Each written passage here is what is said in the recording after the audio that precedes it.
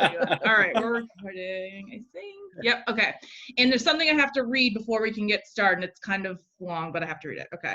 Pursuant to Governor Baker's March 12, 2020 order suspending certain provisions of the open meeting law, Chapter 30A, Section 18, and the governor's March 15, 2020 order imposing strict limitation on the number of people that may gather in one place, this meeting of the Westborough Recreation Commission will be conducted via remote participation to the greatest extent possible. Specific information and general guidelines for remote participation by members of the public and or parties with a right and or requirement to attend this meeting can be found on the town's website at www.town.westborough.ma.us. For this meeting, members of the public who wish to listen and watch the meeting may do so in the following manner. A recording of the meeting will be posted on westboroughrec.com. No in-person attendance of members of the public will be permitted, but every effort will be made to ensure that the public can adequately access the proceedings in real time via technological means. In the event that we are unable to do so, despite best efforts, we will post on the Westborough Recreation website an audio or video recording, transcript, or other comprehensive record of proceedings as soon as possible after the meeting. Okay. Oh, wow. Good job. Mouthful, Jen. Great job. Good job, Jen. There we go.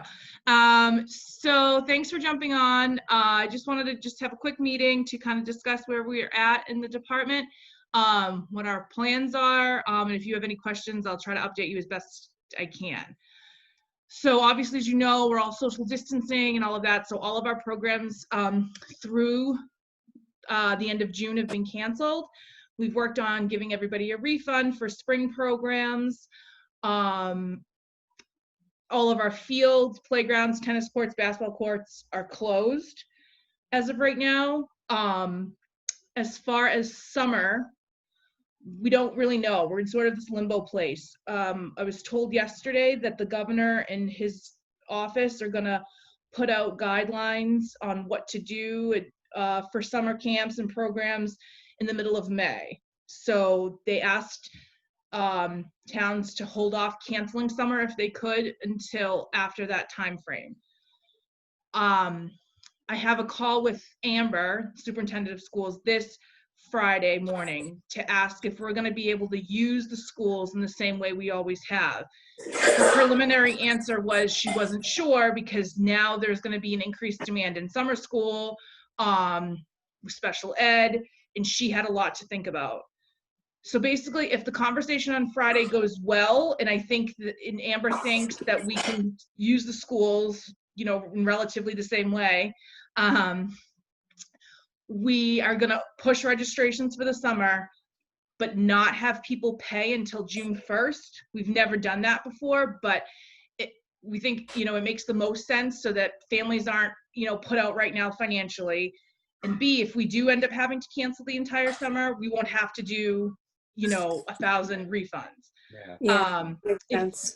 We had a, you know, when we opened registration, we did have, you know, some registrations come in. So if we did have to cancel the summer, we'd be looking at giving back almost $60,000 as it stands right now. So I think just by opening up registration but not having people pay is the safer way to go. And we're only going to do that if I get a sense that Amber is on board with letting us use the schools in some capacity. Hey, Jen, I think Colleen has a question. Oh yeah, I was going to ask. Thanks, Bill. Were you expecting to not have fails this summer anyways with the construction? Yep, we had created a new plan with them to move things to Armstrong and to Gibbon. So that was all ironed out. And then this happened. So I don't know what, you know, I know Amber's dealing with a ton. I was telling Earl today, I don't think, if Amber can work with us, I think that she will. I don't think that she would just kind of hang us out to dry. I talked to Brian Bacon, the director of community ed, and he was feeling panicked as well. He didn't know where even he stood, and they're a school run like camp. So it's a little unsettling, but hopefully if we can run camp, we will. If I had to guess, I don't think we would have the first week, the June 22nd week. So that impacts, of course, girls basketball, mini hoops, and obviously the first week of our regular camps. That's just my guess. And that's from talking informally to Steve, our Board of Health director, just my own kind of personal feelings. but we'll see what they say come the middle of May. So that's, Jen, yep. Jen, so what kind of things do we have to be prepared for social distancing once it gets started? Like, do we have to have a whole new awareness or education for what we put on? Probably. I'm hoping that in this May 18th announcement, there's going to be some guidelines, some rules, some best practices. We've been thinking about ways that we can sort of change things. And I think a lot is going to matter on what the governor says in the middle of May. Yeah. So we're expecting, we're going to be on a short timeline for kind of coming up with those policies. Adam's already kind of working on some of that. But also then it's going to be hiring kids, getting paperwork turned over. So we're prepared that when we do go back, that we're going to be in kind of a crunch time, but it's worth it if we can have, summer. I've been working this week in particular, just with the whole, the change of the stay-at-home order. I've been working with trying to figure out a contingency plan that will make sense for us, and looking at, like, obviously if our program's going to take a huge significant hit, is it even worth? So I'm trying to think of like that kind of piece of it. So once I have the information, I'll send it to Jen, and we'll see if like I said, if we can talk at the next meeting to see what makes sense. That sounds good. We'll go from there. So, but I was curious. So let's think positive that we are going to have it. So if we do have it, right, starting from even drop off, right? So the drop offs, kids like to just come together and talk. Like, do we have to be careful about 6 feet apart? Will our department have access to, let's say, even a thermal thermometer to take a temperature before they come into the program, type of thing?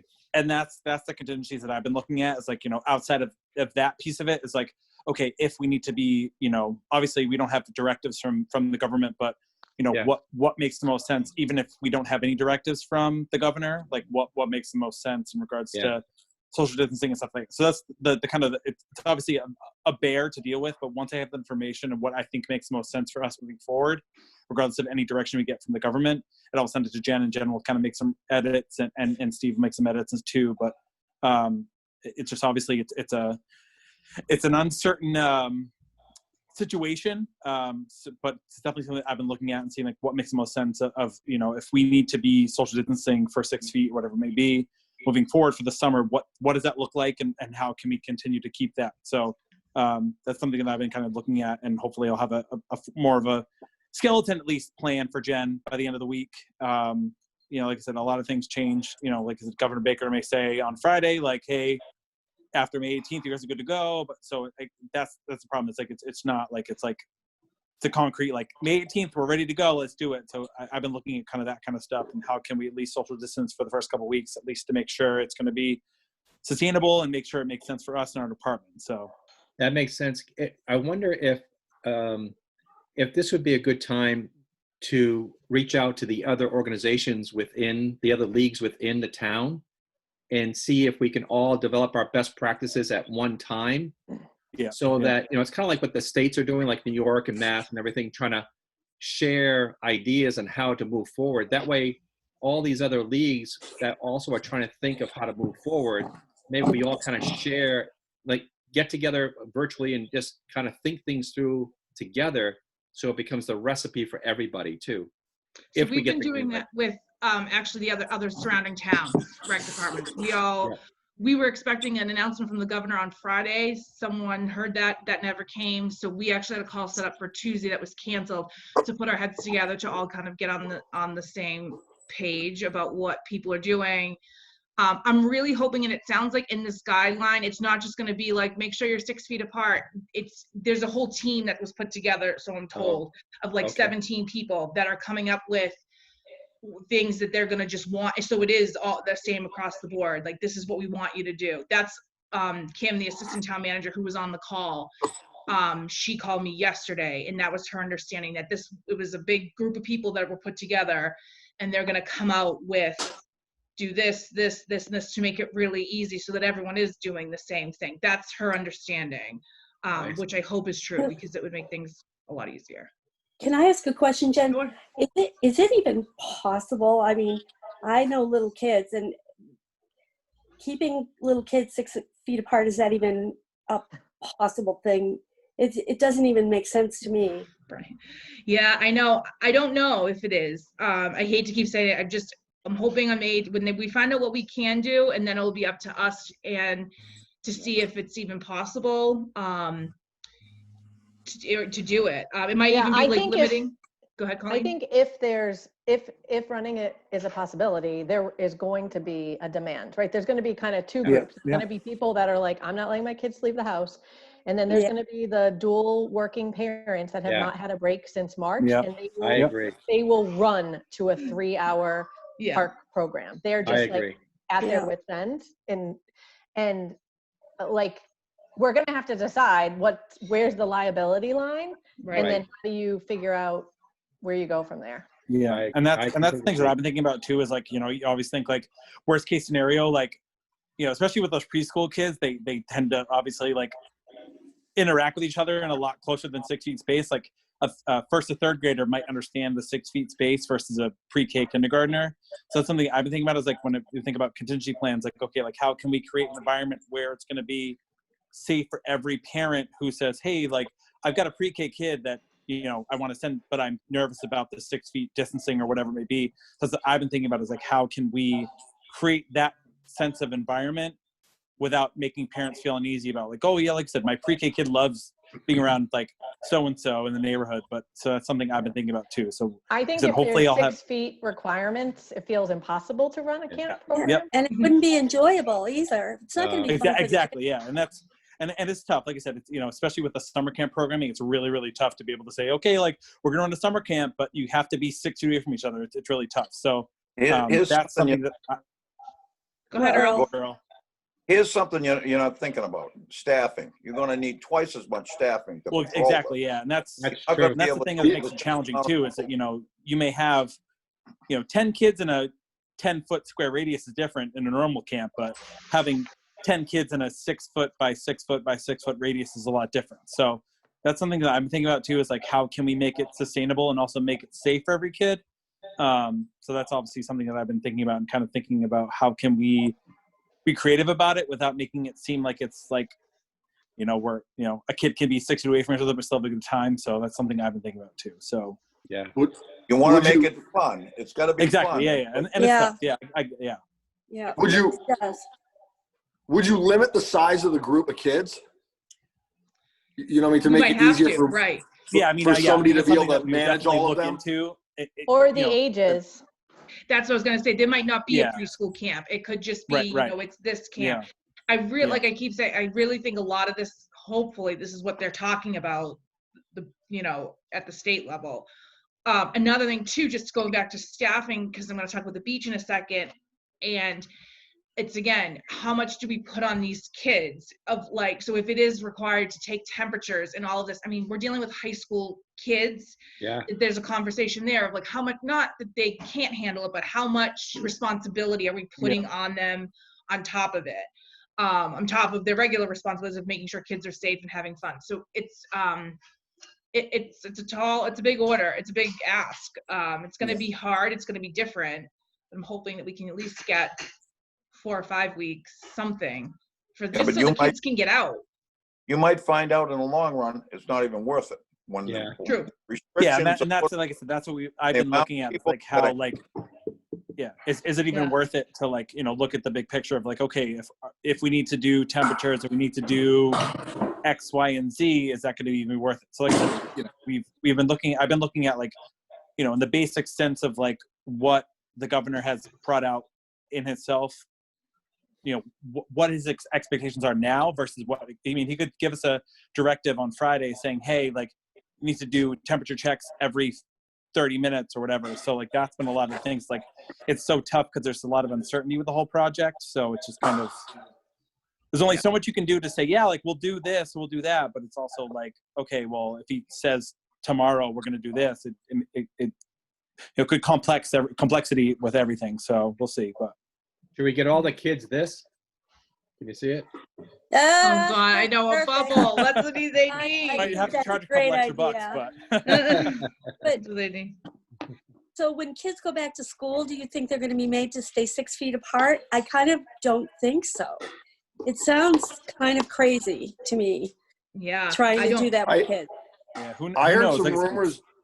I heard some rumors that they were going to try and do it grade by grade, bringing them back. So that I way heard that too. it wasn't the whole Yeah. entire school in there. It was just the 5th grade, and then the 6th Yeah. grade comes next day, Yeah. whatever. That's what I heard. Yeah. I've heard things about staggered sessions. So like, fifth grader, like the half of the 5th grade will be there from 7 to 1. And like I said, who knows what will happen? It's just a lot of uncertainty related to it. So What about, I mean, do we have any special, like, I don't know that we have them, but like any of those programs that are kind of like more easier to keep them distanced than it is with some programs? You're not going to be able to do it no matter what. So like things like golf, what else? I even think anything outside, like I bet you could run a field hockey clinic. It would be challenging, but I think you'd be outside and you could kind of have 2 girls partner. I think things like that outside. Basketball would be tough. You're crammed into a gym. Even swimming lessons, I'll get to the beach in a second, but that might be more doable. It's usually only 7 kids in the class anyway.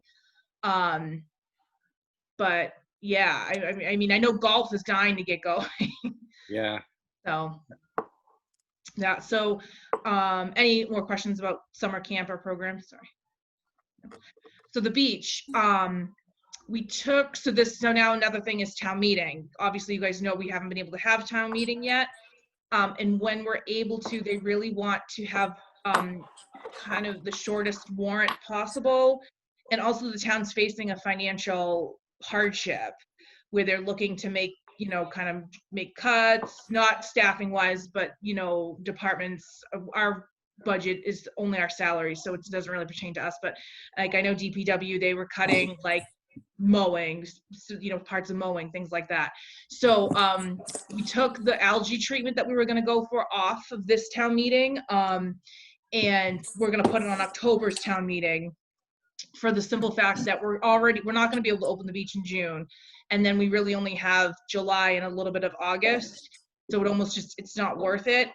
And the way things are going, it more than likely isn't going to be worth it to even open the beach at all. Again, talking to Steve a little bit, it's just how much of a season are you really going to get? We're risking the algae outbreak again, where if we have an algae outbreak, we have to close for 2 weeks.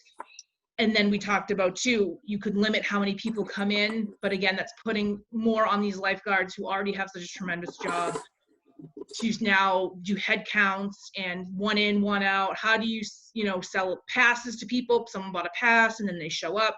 There's just too many variables that it doesn't look like we'll even open the beach this summer unless things change dramatically and coronavirus is just gone. But so that's where we're at with the beach. I'm trying to think what else. So who, Jen, makes that decision? Like, do you make it, and who makes that ultimate decision? I think probably at this point, the Board of Selectmen and the Board of Health would give an opinion, and then that's what we've been doing with all of this stuff, is just going by what they say.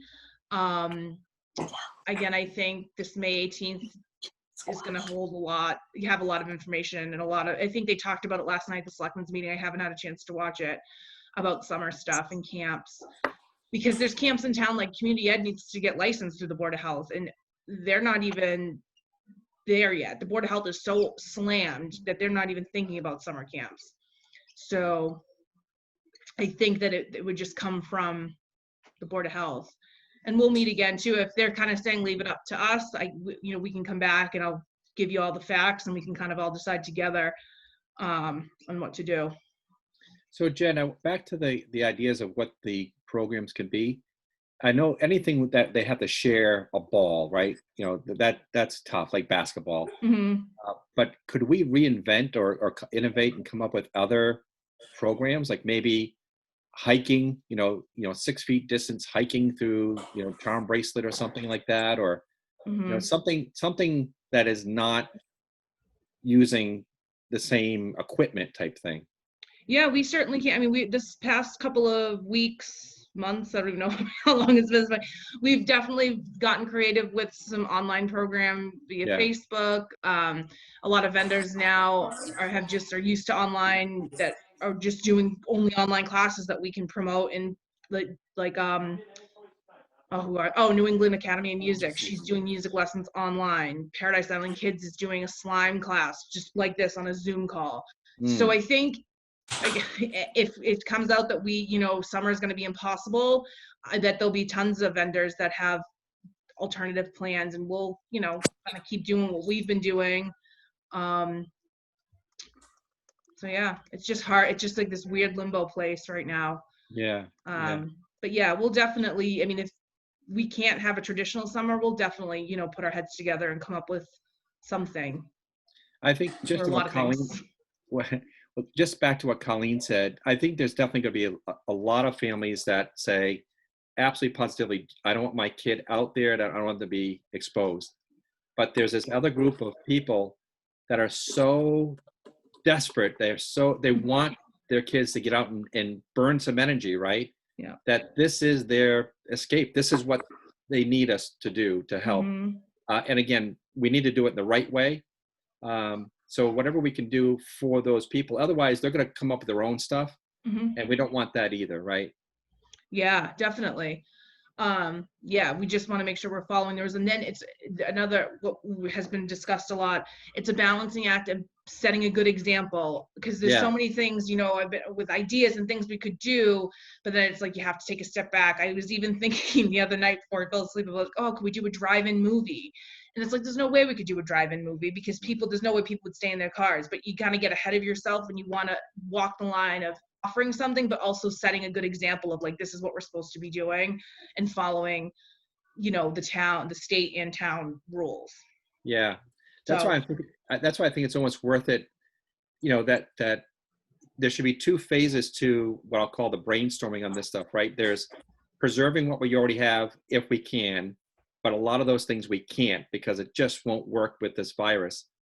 And then it's brainstorming new ideas on what we could do for recreation, and then applying the guidelines on social distancing and everything to that, and then coming up with those ideas, and I know we're not brainstorming right now, but I'm just trying to throw out ideas, whether it's a relay race, at Chauncey where one at a time swims a lane or something like that, whatever. Yeah. I don't know, but just something so that we can come up with something healthy and safe, where we can't rely on the old ideas anymore.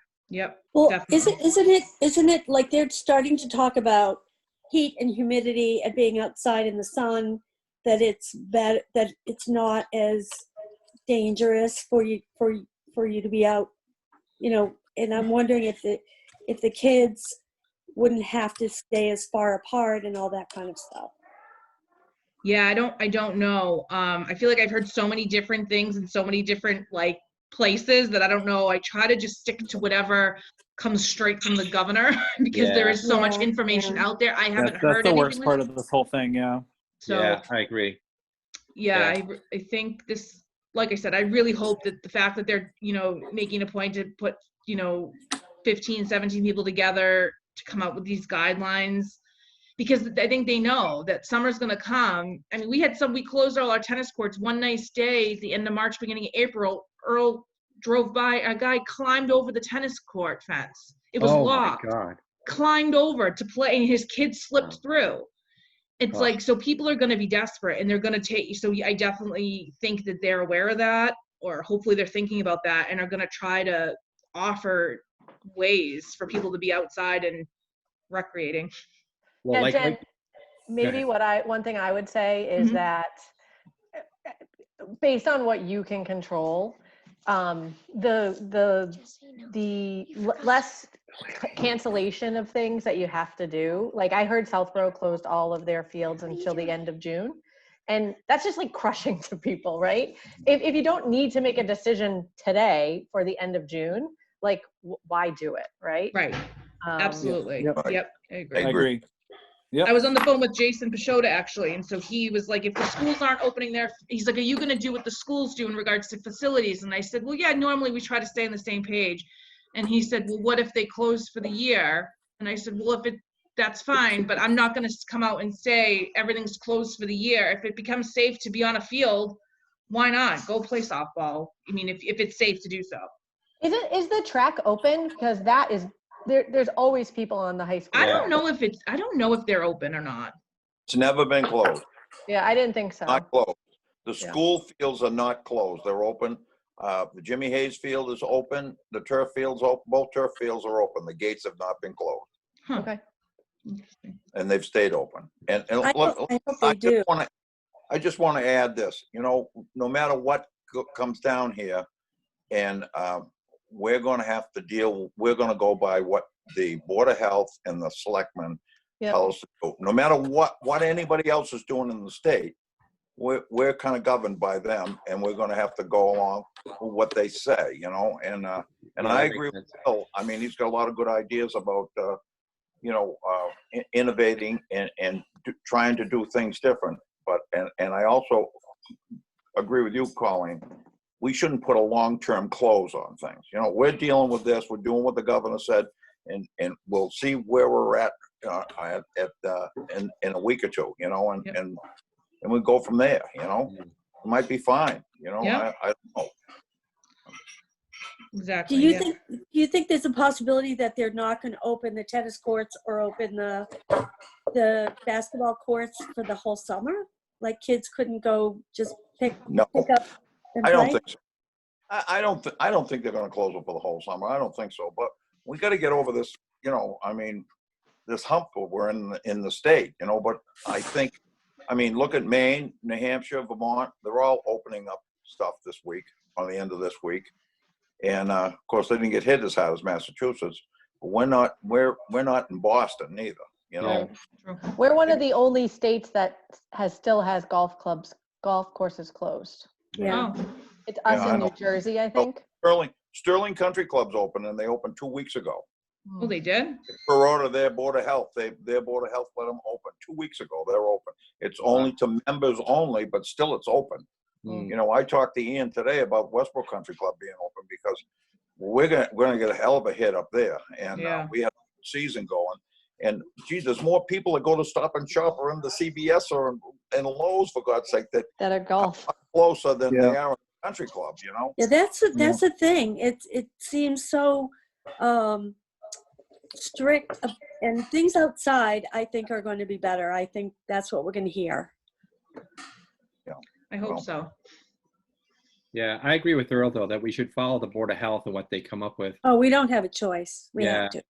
But Yep. I do get nervous about, like, I go by Greg's all the time, right? And right now, every time I've gone by, there's a group of maybe one or two on one field and maybe one or two on the other field. So it seems like maybe it might be a couple families or kids that are sticking to their own area. But when it gets hotter and, you know, people are outside, that's going to turn into, you know, a dozen kids together that probably are just loosely organizing their own thing because there's not something planned for them and kind of governed for them. They're gonna find their own way. Mhm. No, you're right, Bill. I've seen that, and it's usually a father and his children or Yes. whatever. It's a family that's Yep. been it's not a group of kids or anything like that. But Yeah, you know, it's once the soccer fields are all open. You know, I mean, there's no way to close them. You know, right.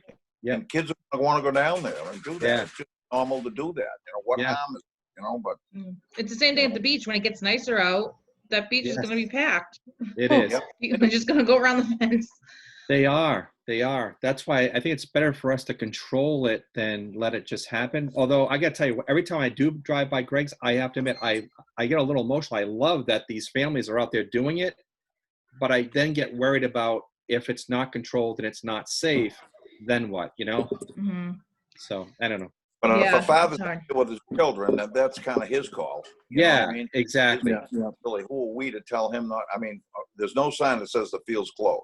That's right. That's You right. know, I mean, I do have signs made that fields are closed for the season, but I have not elected to put them up, and I haven't been told by the town manager to put them up. Good. We were told to close our playgrounds, close the tennis courts, and you know, they can't do much with the basketball courts, but there's nobody playing a lot of basketball. It's few hoops and stuff like that. Yeah, But yeah. you know, Yeah. Yep.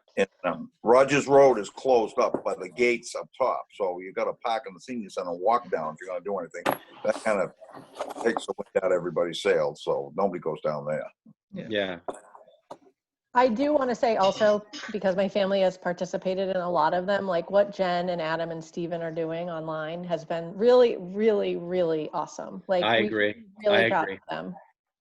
Thanks. Yeah, it's It's fun to watch Jen work out for 30 minutes too. My God, if I knew how to work Facebook Live better, it freezes on me. But I have my mother right in the comments, telling me it's not working.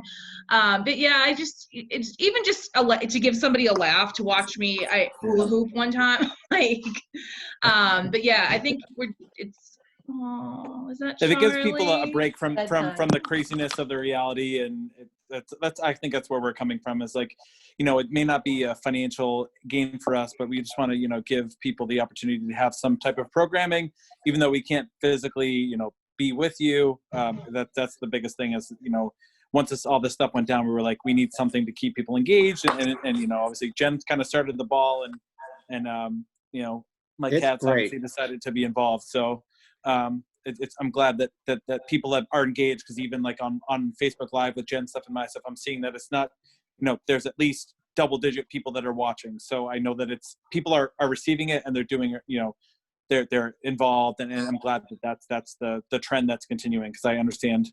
I don't have kids, but I can understand how crazy it can be with having kids at home, trying to homeschool them, and then dealing with all this stuff. So I'm glad that people have been receiving it very well. So. Yeah, I've only The heard library positive has a ton too. The library has done a lot of stuff.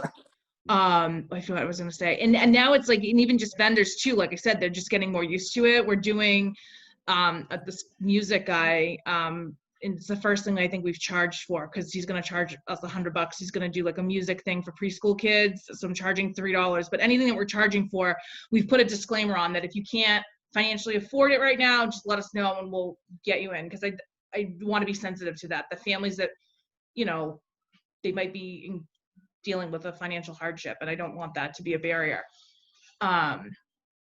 So yeah, so we're trying, like I said, the library is doing a ton. So sometimes I'm like, oh, we're doing good. And I go to their page, I'm like, oh my gosh, I'm like, they're doing something every hour, it seems, but we'll get there.